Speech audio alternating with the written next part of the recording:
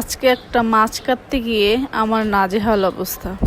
Hello everyone, আসসালামু আলাইকুম। আশা করি সবাই ভালো আছেন, আমিও আল্লাহর রহমতে ভালো আছি। আজকে একটা ইলিশ মাছ কিনলাম, ভাবলাম যে এটা বাসায় গিয়ে কাটবো আর আপনাদের সাথে ভিডিওটা শেয়ার করব। আর সব সময় মাছ আমি বাজার থেকে কিনে তারপরে কেটে আনি, কারণ আমি যেহেতু কাটতে পারি না সেজন্য কাটার ঝামেলাটাও আর নেই না।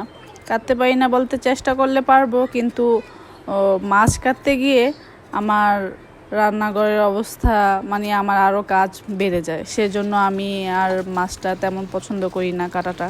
তো আজকে ভাবলাম যে থাক, এটা আমি আজকে বাসায় গিয়ে কাটি আর একটা ভিডিও করা হবে, এটা আপনাদের সাথে শেয়ার করা হবে, সেজন্য মাছ আনা আর বাসায় কাটা। আর সবার দ্বারা তো সংসারের সব কাজ হয় না, তেমন আমার দ্বারাও মাছ কাটা হবে না।